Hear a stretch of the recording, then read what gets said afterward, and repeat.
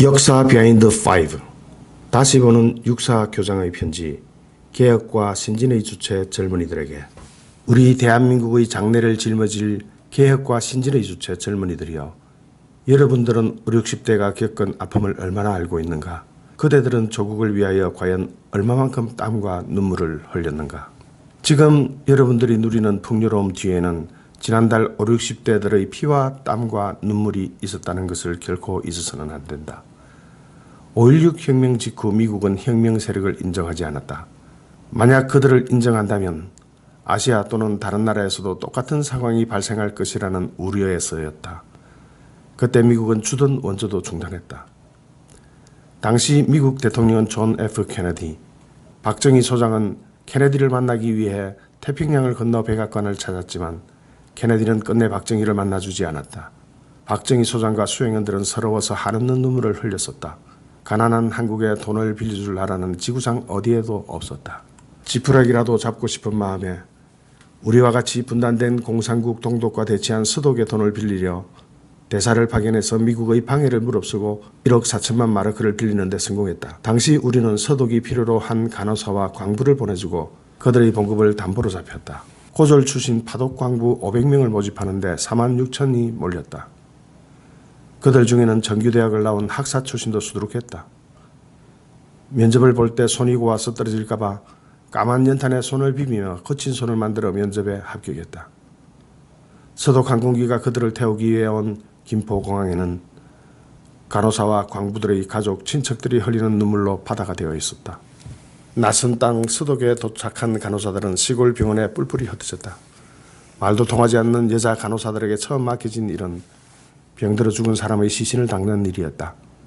어린 간호사들은 울면서 거즈에 알코올을 묻혀 딱딱하게 굳어버린 시체를 이리저리 굴리며 닦았다. 하루 종일 닦고 또 닦았다. 남자 광부들은 지하 1000m 이상의 깊은 땅속에서 그 뜨거운 지혈을 받으며 열심히 일했다. 하루 8시간 일하는 서독 사람에 비해 10몇 시간을 그 깊은 지하에서 석탄 캐는 광부 일을 했다. 서독 방송 신문들은 대단한 민족이라며 가난한 한국에서 온 여자 간호사와 남자 광부들에게 찬사를 보냈다. 세상에 어쩌면 저렇게 억척스럽게 일할 수 있을까 해서 붙여진 별명이 코리안 엔젤이라고 불리었다. 몇 년 뒤 서독 리버케 대통령의 초대로 박 대통령이 방문하게 되었다. 그때 우리에게 대통령 정용기는 상상도 할 수 없어 미국의 노스웨스트 항공사와 전세기 계약을 체결했지만 쿠데타군에게 비행기를 빌려줄 수 없다는 미국 정부의 압력 때문에 그 계약은 일방적으로 취소되었다.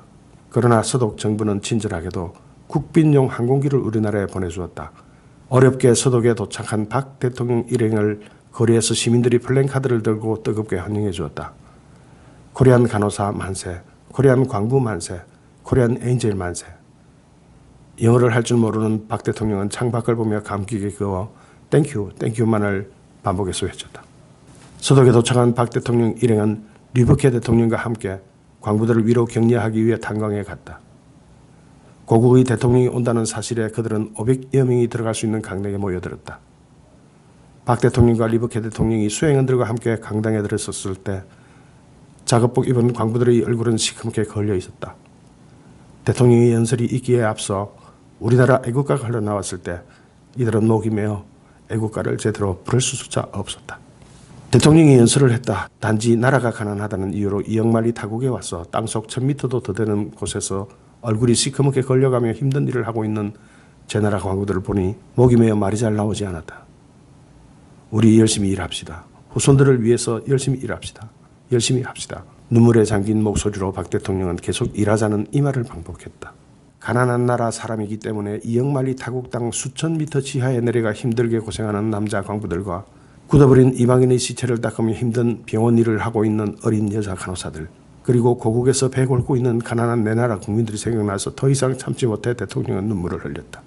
대통령이란 귀한 신분도 잊은 채 소리내어 눈물을 흘리자 함께 자리하고 있던 광부와 간호사 모두 울면서 영부인 유경수 여사 앞으로 몰려나갔다.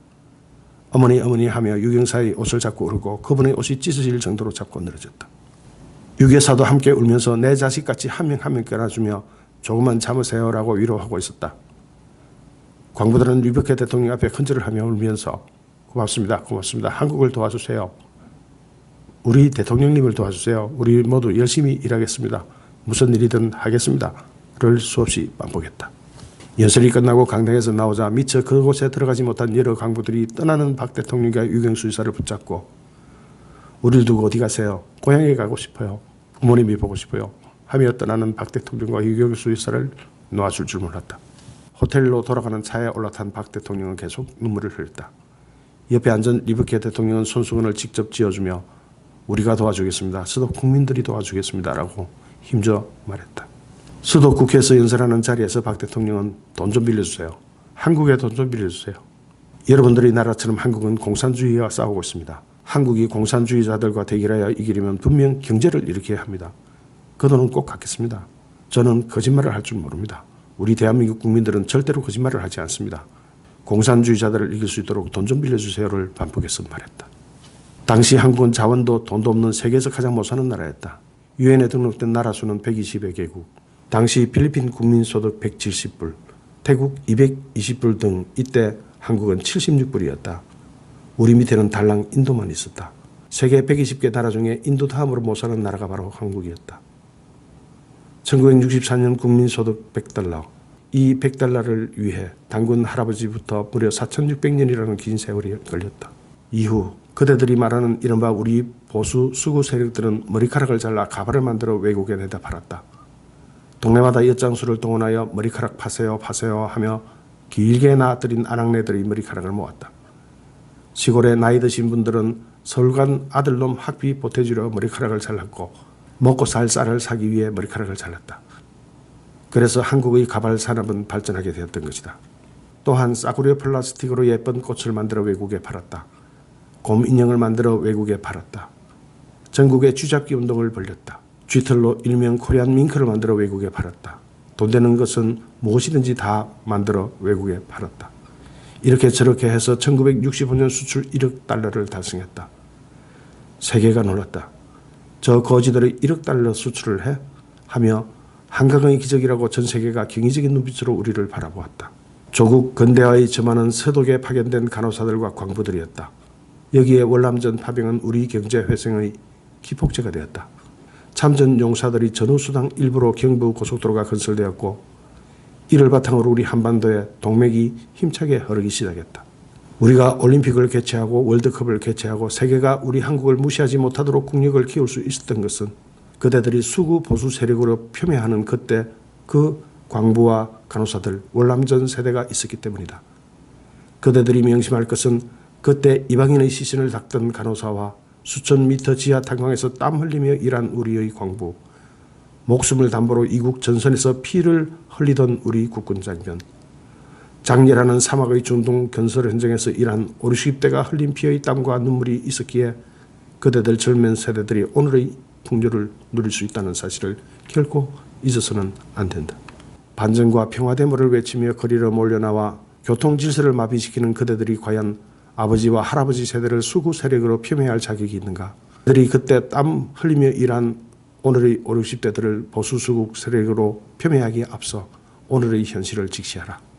국가 경영을 세계와 미래라는 큰 틀 전체로 볼 줄 아는 해안을 지니야 하지 않겠는가? 보다 나은 내일의 삶을 위해 오늘의 고통을 즐겨 참고 긴되어 국민소득 4만 불대의 고지를 달성할 때까지 우리 신구 세대는 한 덩어리가 되어야 한다. 이제 갈라져 반목하고 갈등하기에는 갈 길이 너무 멀다. 이제 우리 모두 한 번쯤 자신을 돌아보며 같은 뿔에서 난 상생의 관계임을 확인하고 다시 한번 뭉쳐보자. 우리 모두 선배들, 원로들, 지도자를 존경하고 따르며 우리 모두 후배들을 격려하고 베풀고 이해해주면서 함께 가보자. 우리 대한민국의 앞날에 더욱 밝은 빛이 비추어지리니. 에필로그. 이 육사교장의 편지로 알려진 글은 김충배 육사교장님께서 쓰신 글로 이 시기에 젊은이들에게 한 번쯤 들려주고 싶은 이야기입니다. 그리고 최근 2019년 4월 25일 김정은이 러시아를 방문했습니다. 러시아에는 벌목공을 비롯하여 악조건 속에서 일하는 북한 노동자들이 많습니다.